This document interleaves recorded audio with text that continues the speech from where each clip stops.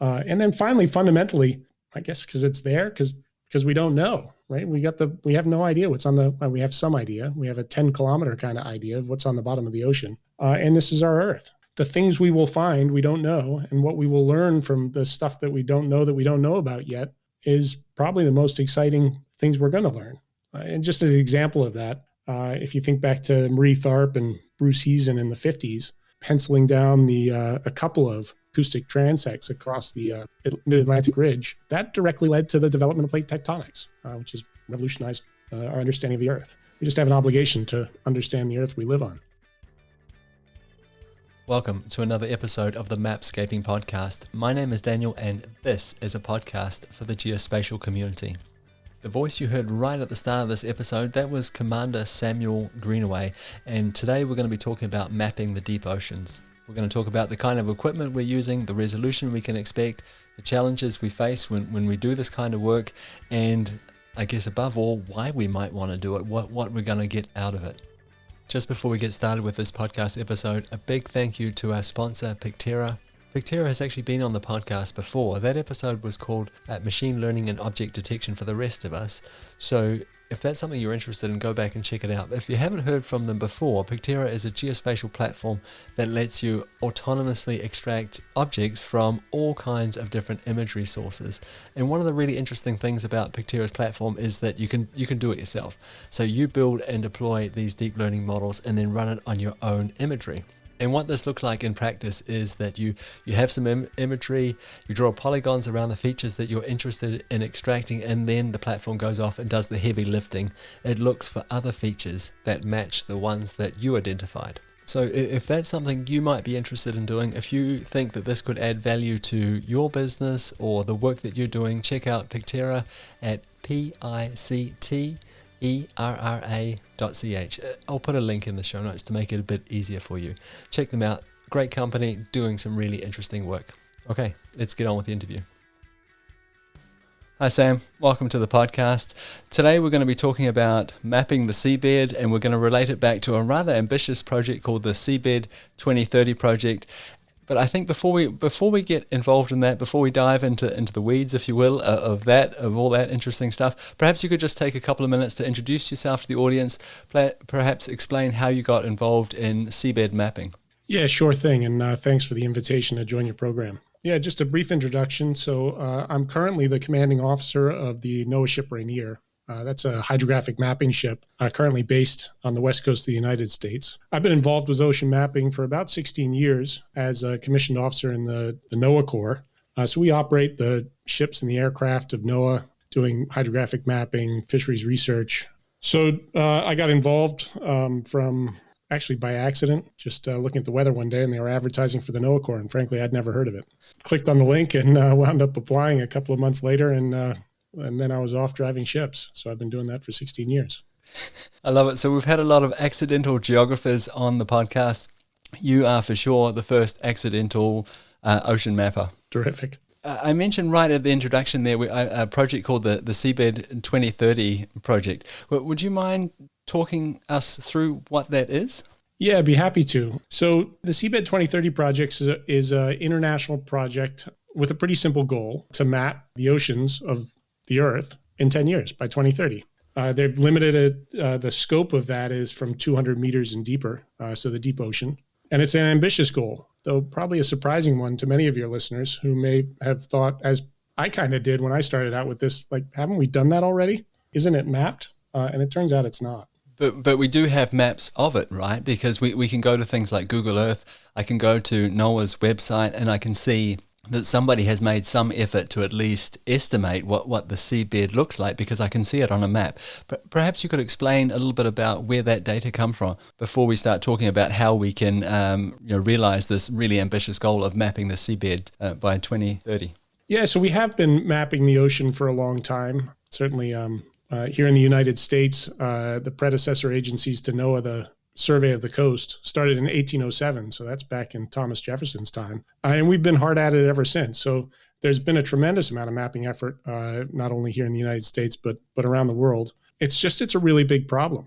The Earth's big, the ocean's deep, and it's hard to make measurements of the ocean. And hopefully we'll go into some of those techniques later. But sure, that impression that this is already done. Sure, you open up Google or Google Earth. I did that this morning to have a look at it, and it looks like we've got a complete map.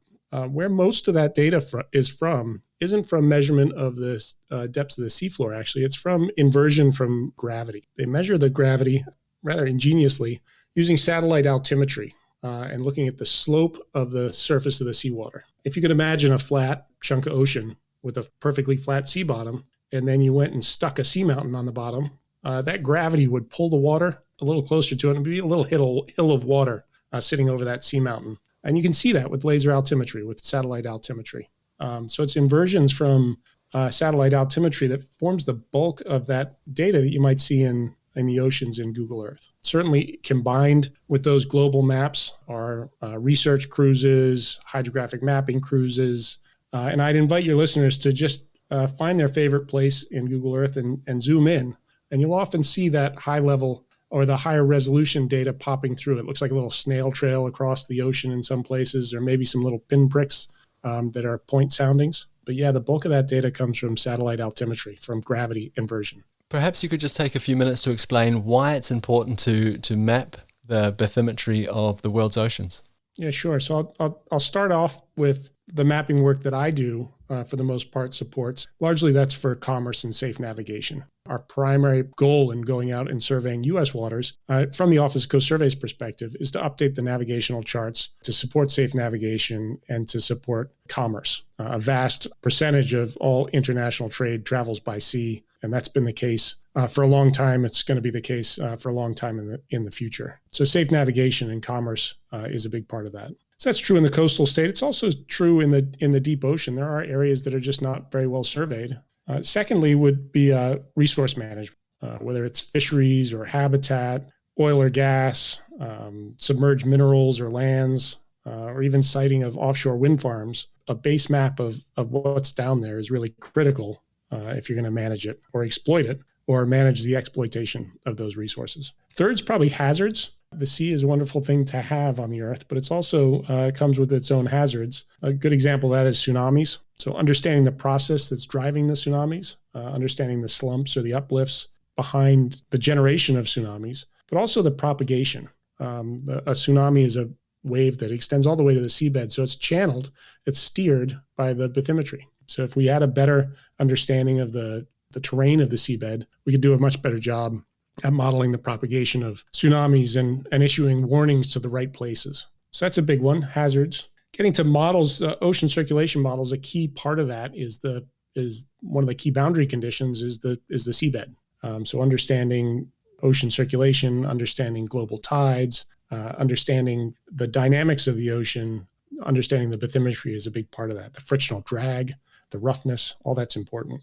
And then finally, fundamentally, I guess because it's there, because we don't know, right? We have no idea what's we have some idea. We have a 10-kilometer kind of idea of what's on the bottom of the ocean. And this is our Earth. The things we will find, we don't know. And what we will learn from the stuff that we don't know about yet is probably the most exciting things we're going to learn.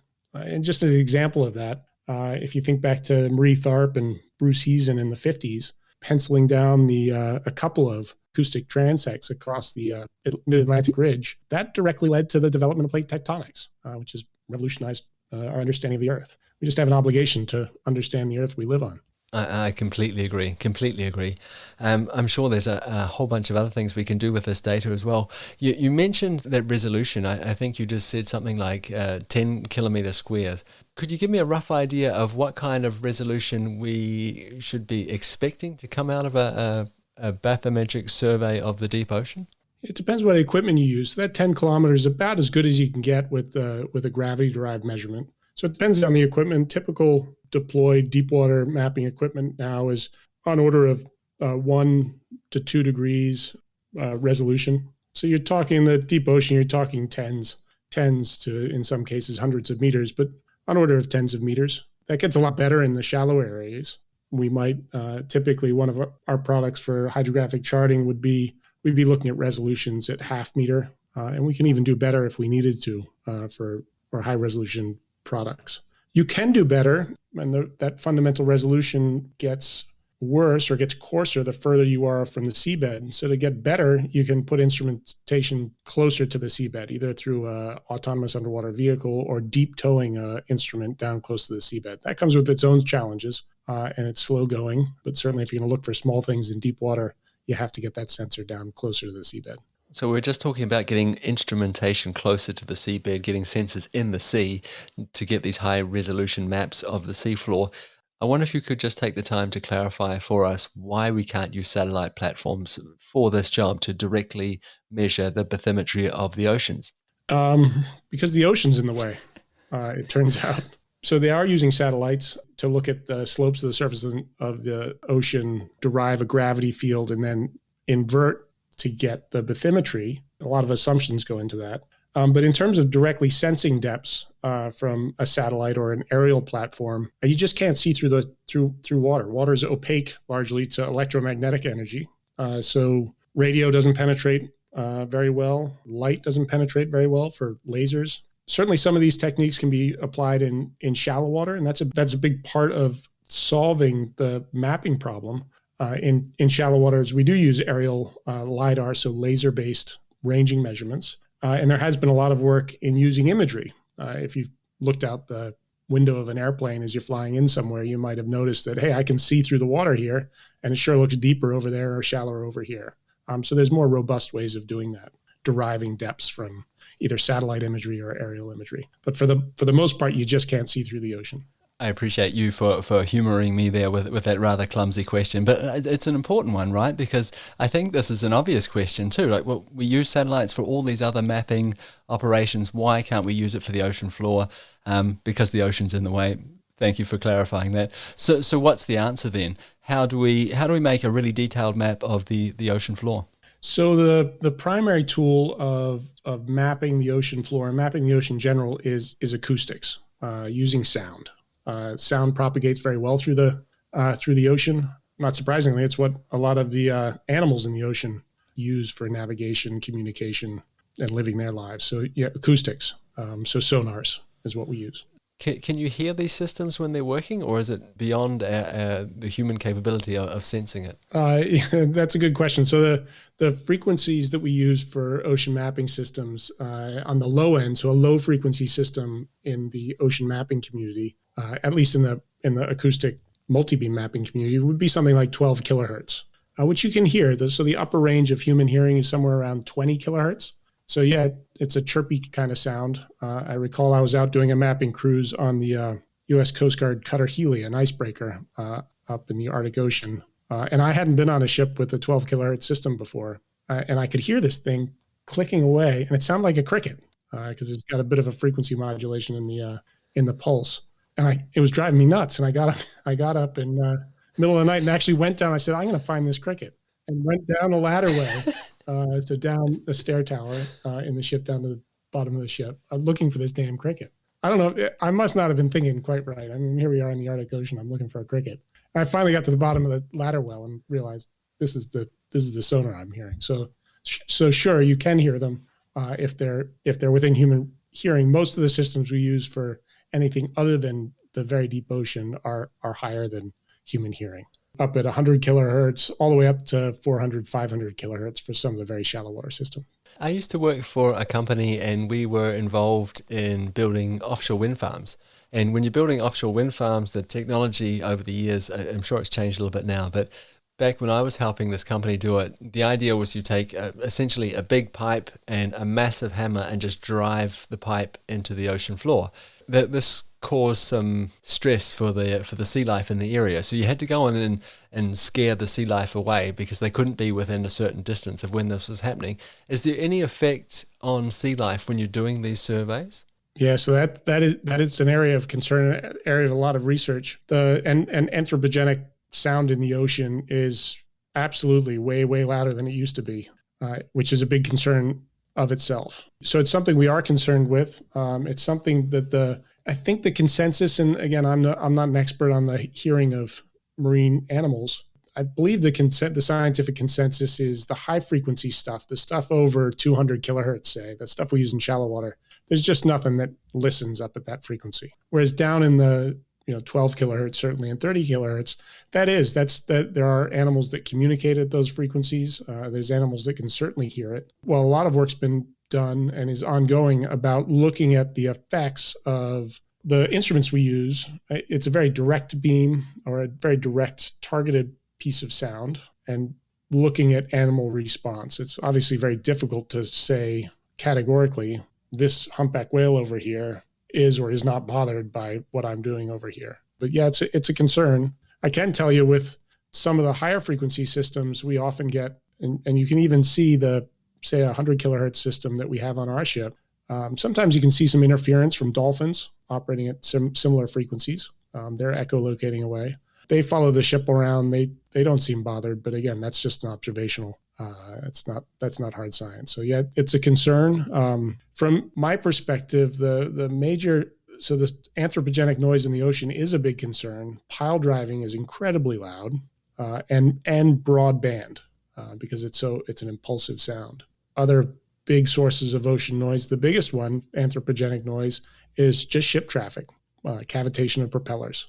They make quite a bit of noise. Other types of survey, air guns for seismic surveys or sparkers are quite loud. So yeah, all of this is a concern, but getting the right science. All sound in the ocean isn't the same, and all anthropogenic sound in the ocean isn't the same. So getting the science right on that's important. So when I think about an aerial mapping campaign, I understand that it's really important to precisely position the sensor that's being used. So to understand the 6 degrees of freedom of that sensor, could you perhaps talk to us a little bit about the role of positioning sensors in terms of mapping the bathymetry of oceans, and perhaps also relate that back to the kinds of datums that are being used? Can I, for example, use the same datums, the same reference systems that I might be used to using during an aerial mapping campaign? Yeah, absolutely. Positioning is a big part of the challenge. So maybe it would help if I backed up a little and talked about some of the specific technology that we'd use. What in terms of sonars, folks may be familiar with a sonar maybe from an old World War II movie where there's the ping and then you hear an echo back. Folks may have also used, say, a recreational echo sounder on a small boat that gives you depths. And that's just, we're sending out a pulse of energy through the water and it bounces off something. And we measure the time it takes for it to come back and convert that to a distance if we make some sort of a good guess of what the sound speed in the water is. So modern systems, so that technology's been around for about 100 years and more mature certainly since World War I and World War II, largely spurred on by the threat of submarines. In terms of the sonars we used, for a long time we used single beam sonars, which would just basically look in one direction. So we'd make a echo ranging measurement, say straight down beneath the boat. And that's how your commercial off-the-shelf recreational echo sounder works. Modern systems we've had since the 70s, but really in the past probably 20 years, we've had multi-beam echo sounders. And so rather than just making a direct measurement beneath the boat, they can look simultaneously off to the sides, roughly 60 degrees to either side. So rather than just making one measurement, you're really making a swath of measurements as you drive the ship along. So that's probably one of the primary tools we're going to use to complete this mapping of the ocean. But yeah, absolutely, the positioning is critical to any measurement you make. You need to reference that back to some other framework. So the positioning in 6 degrees of freedom, we need to know latitude, longitude, height. We also need to orient those sensors in the other 3 degrees of freedom there, the roll, the pitch, and the yaw axis. So exactly like positioning a aerial camera system. And that measurement and the integration of all those sensors is a critical part of doing a good job with mapping. To get to your other point, the datum question is a really important one. I think intuitively you'd think, well, how deep's the ocean? Well, that's just relative to the water's surface. So say we measure it's 2,000 meters there, but the water's surface is a dynamic thing. It goes up and down with tides. There's annual cycles. The sea levels are generally rising. So even defining the datums that we're going to use, that 0 point is a big technical challenge all of its own. So yeah, the datums are a really important piece, and that's somewhere that, particularly as you get into the shallow parts of the oceans, that turns into a big part of your error budget when you're making seabed maps. Is that datums piece. Traditionally, we'd measure that relative to the sea level. We'd install tide gauges. We'd determine local sea level datums like mean sea level or mean low water, or in other areas, lowest astronomical tide. And there's a whole group in our organization that works on datums and water level issues. And there's been a tremendous amount of progress made in the past, certainly the past decade, but really in the past 20 years, about getting accurate 3D positioning from GPS. I've noticed you've spoken with some other guests on your show who have talked about satellite-based augmentation services for GPS, real-time kinematic approaches for GPS, post-processing kinematic. Those are all techniques we use to get accurate 3D positioning. And then we've made a tremendous amount of progress on understanding the datum relationships between, say, the ellipsoid that you might access with GPS, and then the datums that we need for our products, such as mean sea level or mean low water. Okay, so we're talking about mapping the ocean floor. We've established that satellites are not the answer for this if we're going to have a really high resolution map when we're finished. We've talked a little bit about that acoustics are the way forward. We've talked about the problems or the challenges around positioning those sensors and the different datums that we need to work with, and perhaps the conversion between two of them. I wonder now if now's not a really good time to talk about what else do we need to know about this sort of column of water that we're shooting acoustic waves through? Is there anything to be measured there before we start, or can we just put our sensor in the water, calculate those 6 degrees of freedom and start collecting data? Yeah, so the big one there, because we're just making time measurements and we really want distance, we need a speed. And we need a speed for two reasons. One, even if you're looking straight down through the water column, you need a speed time distance to do that math. The oceans are largely horizontally stratified. They get colder as you get deeper, generally. The salinity varies, and that all impacts the speed of sound. So as we're looking off nadir, off, not just looking straight down, but looking off to the side, we have to correct for refraction of that sound in the water column. And that's a big deal. So we measure the salinity, the temperature, and measure those both as a function of depth to correct for both the speed of sound in the water and then also the refraction caused by that changes in speed of sound through the profile. What other things can we see while we're actually doing the survey? You're collecting this time of flight data, you're measuring the distance from the sensor to the seafloor, and I think a lot of the listeners will understand that if you're on a boat, you might have a similar sort of sensor and you can use it to see fish. Can we see life through the column when we're making these measurements? Can we understand anything about the seabed itself, like the physical makeup of it, when we get the data back? Yeah, absolutely, and that's a great question. You certainly can see both of those things with modern systems, and that's been a major focus of development and a lot of research recently is what else can we see with these acoustic systems. So I'll start with the seabed. By looking at the property of the acoustic reflection we get back from the seabed, you can infer some properties of the seabed. The goal of just an acoustic inversion, just by making acoustic measurements alone and being able to discern what is it on the seabed, is that gravel, is it sand, if it's sand, how coarse is it? That's still a bit of an elusive goal. But you certainly can partition different areas and say, well, this stuff's different from that stuff, and boy, that stuff sure looks like this stuff that we saw over here, and that stuff we took a sample of, and that was a coarse sand. So we call that acoustic backscatter, is looking at that intensity and the properties of that return from the seabed. And that's along with the bathymetry and along with the structure of the seabed is a really helpful signal if you're interested in partitioning up the bottom, making, say, a habitat map or a resource map. Delineating areas of, say, sand that you might be interested in for resource extraction. So yeah, that acoustic backscatter of the seabed is a really important signal, and one we've spent a lot of time trying to understand and acquire that data in a better way. The second part of your question is do we see stuff in the water column? And you sure do. There's all sorts of stuff in the water column that the acoustic signals may bounce off of. Certainly fish, certainly plankton. So yeah, there's all sorts of stuff. Now, often it's not what if you're going out and you're trying to make a map of the seabed, a big cloud of fish is going to ruin your return from the seabed. Other folks may be going out and looking for those fish, but you certainly can see things in the water column. It's an interesting part of the data. We're making a lot of progress as well in recording that data and analyzing it. I'm glad you mentioned that, because I was thinking that I wonder if they end up shadowing what you're actually trying to look at, right? So if a whale swims by the sensor, just as an example, I mean, that would cast a pretty significant shadow on the sea floor. Yeah, absolutely. And we do have some imagery of whales showing up in the acoustic beam. It's very rare, but yeah, I have seen imagery like that. But yeah, schools of fish you see regularly send out a certain amount of energy, and that's either going to bounce off stuff that you're interested in or get scattered by stuff that you're not. But yeah, it's all part of the oceans. I was thinking too, when you were answering those questions, do you have the opportunity to take samples from the sea floor, like to do a form of ground truthing?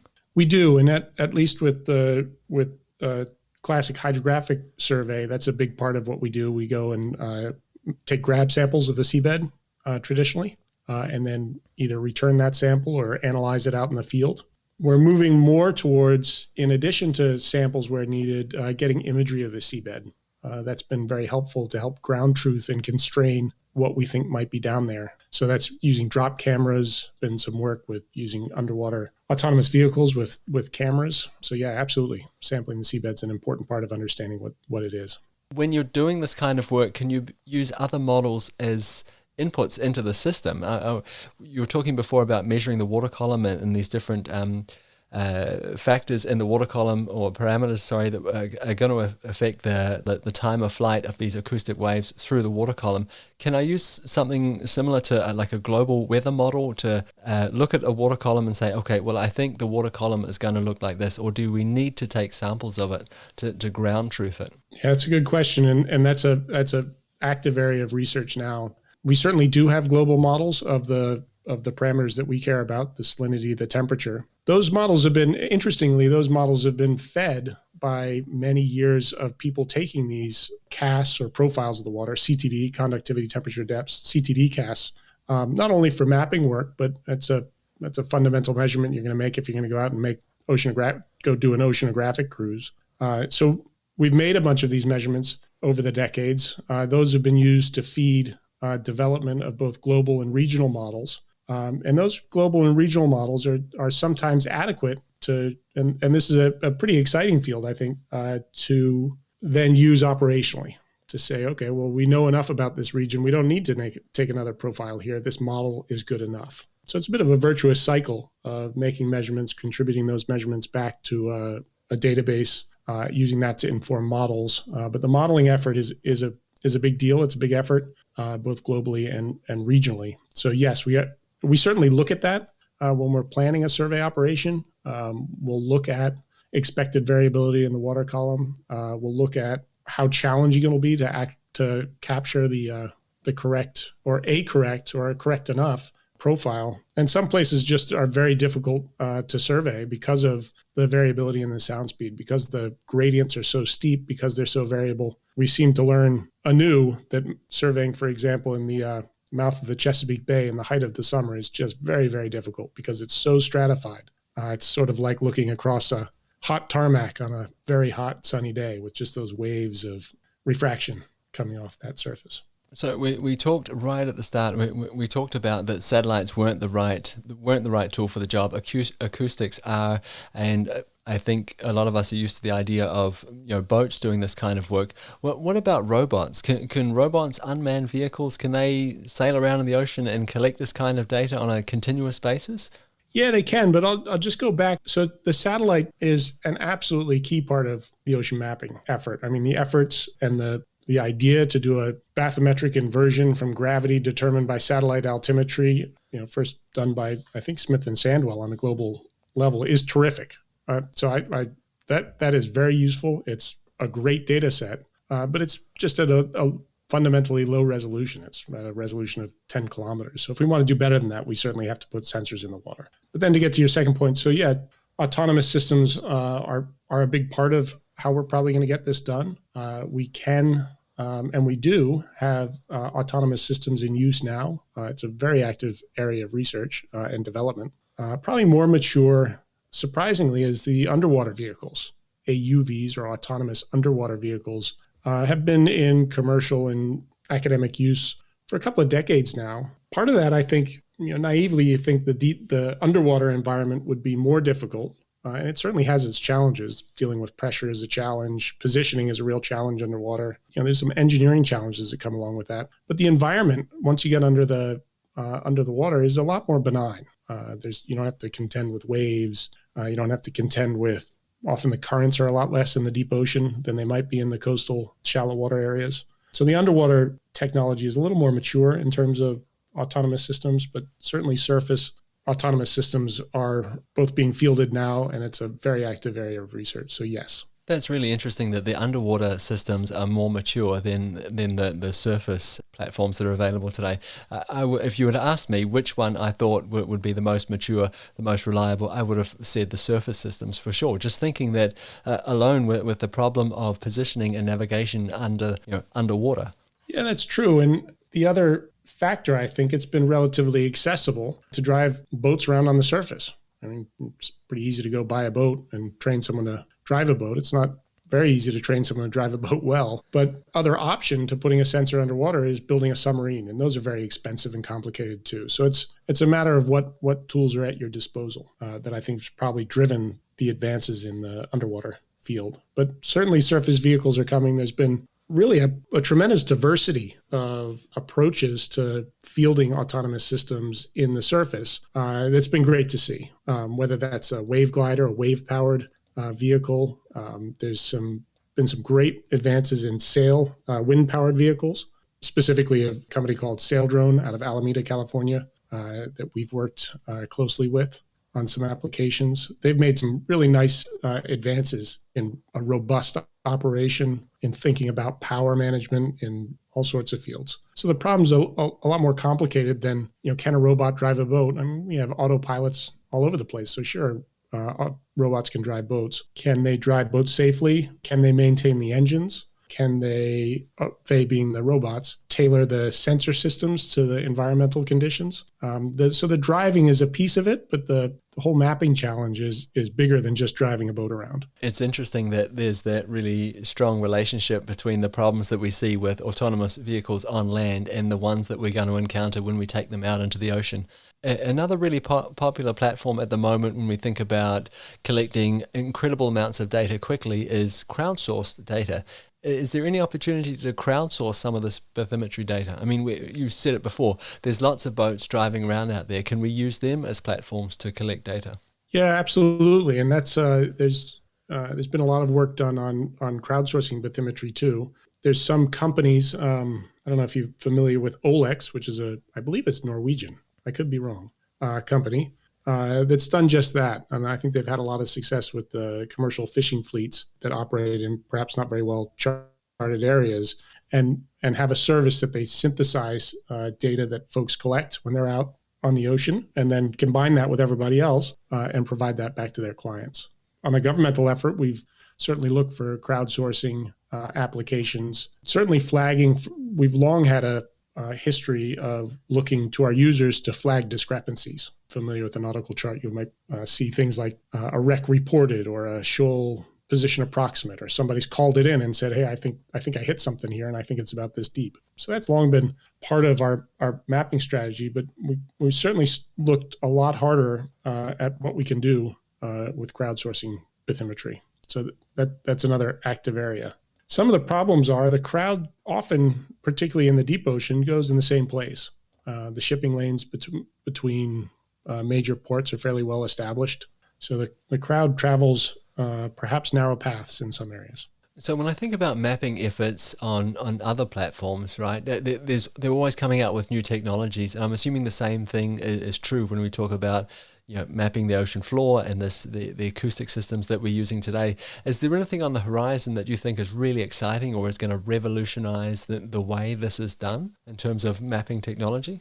The improvements that have been made in the acoustic systems are tremendous. Even over the last decade, the systems are far more reliable. The resolution's way better. The signal to noise ratios are way better. The stability of the systems, the ancillary products you can get from them are just massively improved.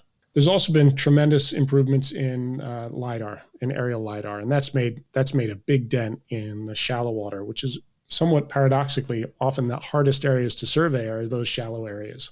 because the going is so slow with acoustic sensors. So LiDAR and then advances in imagery-derived bathymetry have also been big. In terms of, is there something out there that's going to replace large arrays on the bottom of ships as our primary acoustic sensors? Or I don't know. I suppose there could be, but perhaps folks listening will start working on the problem.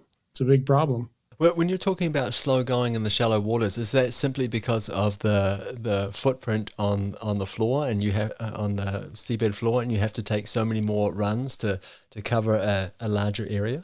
Yeah, that's absolutely right. So a system that, say, a modern multi-beam system that can look a fixed angular distance off to the side, say 60 degrees either way, that's going to map a swath of coverage as you drive along around 3 to 4 times the water depth. So if you're in a mile of water, that swath width is 3 to 4 miles wide. If you're in 10 meters of water, that's only 30 to 40 meters wide. So it makes a big difference. The depth is the primary driver of survey efficiency. I can see a lot of advantages of having a really detailed map of the ocean floor. We talked about that idea of this feedback loop before, where models could be used to improve the collection of data. And of course, a really detailed map of the ocean floor will be able to be used in a lot of other different models and a lot of other different scenarios. But I'm wondering, when you think about the scale of the project, the scale, it's a really ambitious project. Are you more excited about it or daunted, or perhaps the other way around, more daunted than excited? Well, I think it's a good thing to focus on. I think I'll be impressed if they get it done by 2030. But even if you don't get it done, it's not like something that's you either have success or you don't have success. I think even any progress towards the goal is valuable. I'd just like to perhaps round off the conversation here. Could you give me a rough estimate of what time frame you think it might be achieved in? Well, that's a resource question, really, right? If you say you really want to go to the moon in 10 years and throw a lot of money behind it, you can do amazing things. So it's, I think there's been good estimates of how much effort, just how many ship miles it's going to take. We've done some work in the U.S. waters, and I think the best estimate from for the Seabed 2030 project, I'd have to check those numbers, but it's a big number. It's something like 150 to 200 ship years of a ship steaming continuously. So it's a matter of how many ships can you get out there, how many people can you cooperate with, how much data sharing can you manage, and that's a big part of solving the problem is cooperation internationally between all sorts of parties. Sam, I really want to thank you for taking the time to talk to me. I've really enjoyed the conversation. It's almost difficult for me to get my head around the scale of the project, the ambitious nature of it. I really, really hope it's a success, and I wish you all the best with your part in it. Just before I let you go, though, can the listeners go somewhere if they want to reach out to you, if they want to find out more about your work, learn more about mapping the ocean? Yeah, so NOAA's got quite a bit of, NOAA and the Office of Coast Survey have quite a bit of information about mapping the ocean. The Seabed 2030 project has a web page. So if you just turn to the Google and Seabed 2030, you'll get some good information. Thanks again for your time. Really appreciate it. Oh, you bet. Thanks, Daniel. Big thank you to my sponsor this week, Pictera. Thank you very much for helping make this podcast episode possible. These guys are doing some really interesting work. At the top of the show, I mentioned a podcast episode I recorded with them late last year, so in 2020, and they had this incredible use case where they were using a web map service, a Danish web map service containing aerial imagery, and they were building these object detection algorithms up against this web map service, and this blew my mind. I'd always thought of web map services as being a place where we hide data, where we kind of restrict access to it. Here's a picture of our data, but you can't actually get to anything that you can do any sort of hard analytics on, and this totally turned the tables on that. If you haven't already had time to check out that episode, it's called Machine Learning and Object Detection for the Rest of Us. If you don't have time to listen to the episode, or perhaps you've already heard it before, check out Pictera. I'll put a link in the show notes to make it a little bit easier for you to find them. They're an interesting company doing really, really interesting work. Thank you very much for listening all the way to the end of this podcast episode. I really appreciate it. Before I say goodbye, I just want to leave you with a few facts that I've found on NOAA's website, and I'll also link to the Seabed 2030 project so you can check it out for yourself. But listen to this. The ocean covers approximately 70% of the Earth's surface.